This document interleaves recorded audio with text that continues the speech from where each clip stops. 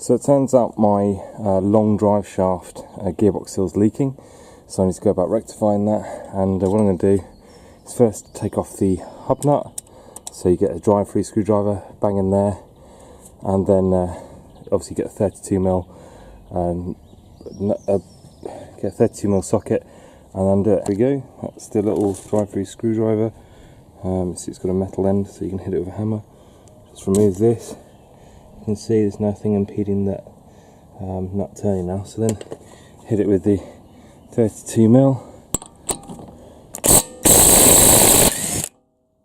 and that's off. And then we can continue the process. You've seen me do this in other videos, but basically what I'd like to avoid is splitting the ball joints. So this ball joint, the lower ball joint as well. So I go about it in a slightly different way. I will take the traction bar end off here, which I can do because it's a different type to the OEM, but and then I will undo this long bolt here, and then I will also the inner wishbone bolt 14 there, and the anti-roll bar drop link. So what I'll do is I'll take all those off and then I'll show you that. So I've undone the 19mm holding that on. I've undone the 17mm here but left the bolt in, and I've undone the 14mm that holds the wishbone in and taken that bolt out, and obviously the 13mm, I think I said 12mm before, but this is aftermarket now, so 13mm nut holding the anti-roll bar drop link on. And then the final thing I'm going to do is go underneath and take off those the three 14mm shouldered bolts holding the long drive shaft in. So I'll do that. You've seen me do that before, so I won't take any shots of it. So when that's all done, you have enough movement to pop the drive shaft out of the hub. And then because this is loose, the carrier bearing, you can pull it out. Obviously make sure you have a drip pan underneath it, just in case anything comes out, which I don't think it will. So here we have the drive shaft popped out, and this is the side that's leaking. So we have a gearbox seal down in here. Zoom in on it, see at the back, and that's what's leaking. And I've bought two new seals. Here's one of them, other one. Again, it's a Honda part. So you can see they're slightly different, one to the inner, one to the outer, but the main thing is I think the inner diameter might be different to the one that's on there. So what I'm going to do is I'm going to pluck the one that's on there out, and I'm going to use this tool here, which is a silver line seal puller. It's kind of got this kind of sickle-like business going on. What you do is you put it behind the seal and pluck it out. I suppose you could use screwdrivers and stuff like that, but this is for it, so that's why I got one. So I'm going to go in there and see how that works. Once you've got it in here, you can kind of just pull underneath there, pull that seal out, and that worked a bloody treat. So let's get him out of there, and yeah, just don't go too deep in there, because you don't want to get underneath this rim. You just want to kind of just get underneath there, and let's go and have a look at this seal now. Quick word to the wise. If you have a setup like mine, or any setup really, you don't really want to keep all the weight of this suspended just on the upper ball joints and stuff. You'll ruin them. So if you can just take the weight off the hub just with a jack, that's the way to go. Anyway, back to the seals. So here we go. This is the seal I just took out with that puller, which I'm giving the thumbs up. That was brilliant. Anyway, so this is the end that was leaking. See if any of you viewers can spot the problem on here. Oh dear. So, that was never going to stop oil coming out when it was so much bigger. Okay, so that's the what we had going on there. Then, going to the seals, which is the appropriate one. Well, the outside diameter is correct, so I want a seal that's the same outside diameter. This one is. So that's this part, and this one, which has to be, I guess, the short drive shaft, which is the drivers in the UK or passengers in the US is the bigger outer diameter seal, and that's this part number, so it's not that one I want. I'll save that one for later, but the one that's in the kit that was supplied before seems to not be leaking, so I'll leave that for the moment and go with this one. And then here you can see that the inner diameter is smaller of the Honda part, which is what I want, so that will probably close up around there. And what I'll do is just take it out of the packet and have a look at that now. This is the difference I'm talking about. This is the one I just took out. So put it over here, and there is movement. We have clear air between those, so that was never going to work. The Honda part, put it over here, seals. Perfect, love it. So what I'm going to do is put this in now, and I will just put a little bit of grease around it to lubricate it. And oh, it appears that Honda have already done that for you. They're great, aren't they? So they've already put some grease around there to lubricate it. And I'll just slip that in. So I'll probably try and push it by hand and go from there. I've got my gearbox seal. Obviously I'm going to go this way facing out. So go up in here. And the trick about this is to try and make it even as it goes in. Don't try and go in too much on the upper or lower.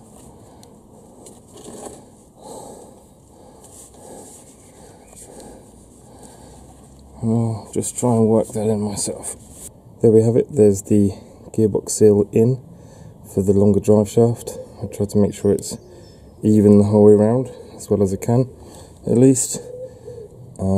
And not touching that inner part of the diff.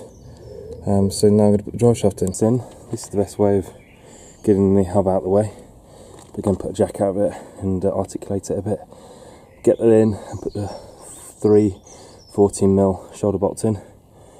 Then obviously pop this through here. And just as you build this up, because of how I've done it particularly as well, just make sure you do things such as, like, don't forget to put these little bushes up in here. You need the little spacer and the little bush for them to roll by drop link. Put them in as they come in to sit into this lower support, and you have an easier time. But yeah, this drive shaft goes through here and can rest there for now, and then just reassemble this. And you see me do this a few times, so I won't be able to film this just one-handed, but just put it back together. So there's everything loosely in place, then just go around and just bolt, tighten everything up. Just torque up the 32mm hub nut and then dent it in as did before. Then I can go around the other side and fill up the transmission fluid again. So again, 8mm. Take off the fill. Someone else asked about the drain, and this is where it is. That is just on a 3/8, so you can just basically knock that off. But I know I've already got a fluid in there. It's on a level surface, and basically I've just got, again, the Torco. And I said in one of the videos that you don't actually need to use Torco. I spoke to one of the guys on the stand for MF Factory who makes the limited slip differential I have, and he said you can just use normal, I think, Honda man transmission fluid. But you know, only the best for this car. It's a money pit anyway, so who cares, right? Last time I filled it up and then later noticed that some had leaked out next to the rear seal, which all makes sense now. When I say rear seal, I really mean the furthest away from me now drive shaft seal, which you saw before. So it makes sense now. It's always going to leak past there. So now I'm hoping, really, jam this up in here. I'm hoping it'll just actually, the only place it will come out from now is this hole when I filled it up. There we go. Alright. Yeah. So what happens is, you see it's dribbling now. I'll just make sure I'm right up in here. It should be every squirt comes straight out. Either way, there you go. That means we're full. So now I can just do up the little fill hole, and we're done. Another quick tip, I guess, is that these rain splash guard things for the discs, especially when you've upgraded your brakes to much bigger discs, always seem to end up touching these, and they sound like crap, particularly at the bottom.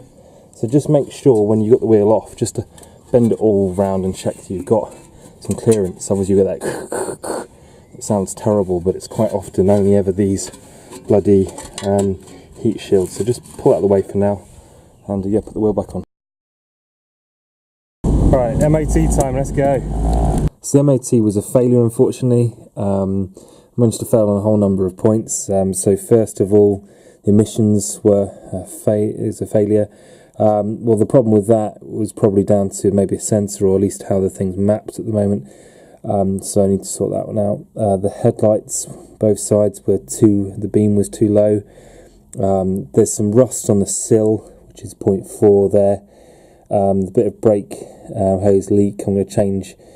It says the flexi to caliper, so I'm wondering if that's the flexi line or what, so I have to look at that today. And then the windscreen wipers. So it's not too bad.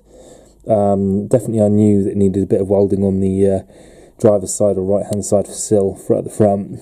So I'm going to get the garage to do that, but I had to work on these other things. So I've obviously bought those wipers that come to me soon, but I'm going to work on the other points today. So first things first, did these little washers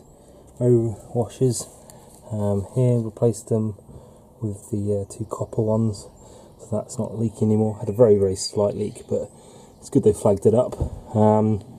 So done that, and then just quickly bled the brakes again and top the fluid up, so that part's done. Right, another point is under here. We see we have a little bit of a weep on the lower hose. I think that's because I just haven't done it up tight enough. So I'm going to just undo that, push it on a bit more and do that up a bit.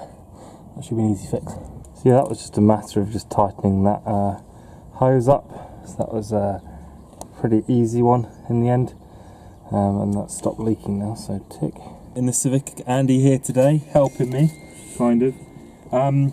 So one thing I wanted to do was check about the VSS, because the vehicle speed sensor, because basically it seems to be cutting at 4,000 RPM, something like that. And I know there's a rev limiter on here that's like a launch control thing, so I think the car thinks it's stationary. Anyway, so what I've done is I've tried to check the wiring. So for a start, I belled out or pinned out the wiring, as I said before, which seems correct, into B10. So here it goes 1, 2, 3, 4, 5, 6, 7, 8, 9, 10. There's B10. I checked. This is the this should be the fluctuating signal from 0 to 5 volts, square wave. And then basically I checked the other two, which one was a ground and one was a 12 volt supply to the sensor, and that all seems okay. When I use my multimeter and I just connect one side, the COM to the ground, and the 12 and this one, the 20 volt DC signal to here, you see sometimes you see 0 and sometimes you see 5 volts, and when it's running fast it'll be like 2.5 volts, and that's because it's going 0, 5 volts, 0, 5 volts, and essentially you kind of get an average between those two, I think, when it runs. So that's looking okay. So I don't think, unless I've got the wrong pin, if it isn't B10, which I think it is, then that seems to be okay. So it's something else. So going on to some other things. So this is the idle air control valve, and shout out to the guy who's saying that the idle's high and stuff, which it kind of is. So basically I'm gonna undo this. It's on some 13 mils, but actually I think it wouldn't be a 13 mil head, because if it was a standard bolt, no Honda bolts are 13s. You all guys, you know that. So just take them out.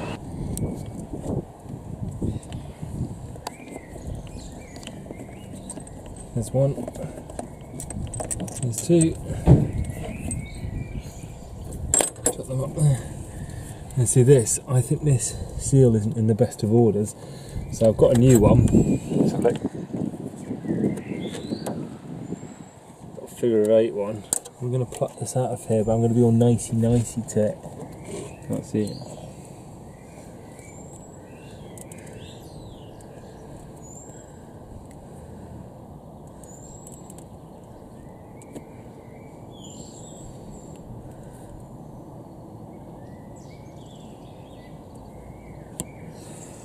Get the old one out.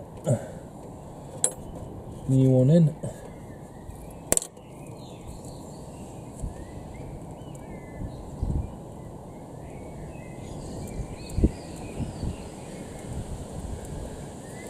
So I think before the other one's just flattened like a pancake. Let's have a look at the new one. And the new one's just going in. New one in. You see that? Just got to check it doesn't jump out.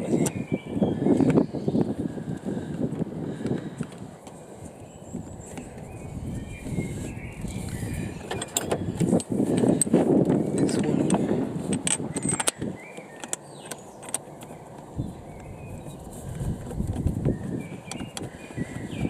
Maybe this will make the idle control better. You can but hope.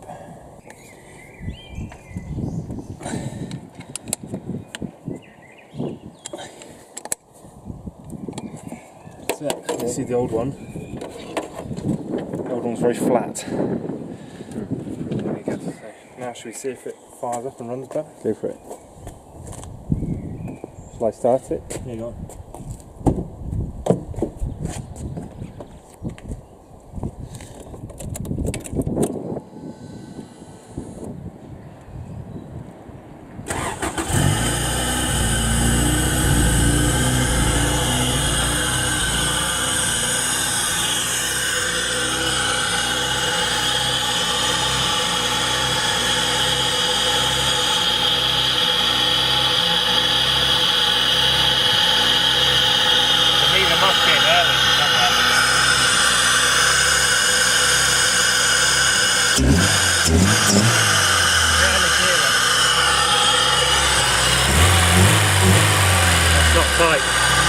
So this whole, just realised this whole clip here is knackered, so that's probably not airtight, so I'm going to get a new one of those. Welcome to Shed and Buried. Why do you watch so much? Time for a cup of tea now. Right, Sam, I don't know much about anything, but what are you doing? Maybe I can help polish it up. Time for a cup of tea. What do you think? Methinks it's time for a cup of tea. So this is the new Jubilee clip that's going on there. This is a better Jubilee clip because it's one of those ones that kind of attaches the whole way around. Now let's run the engine.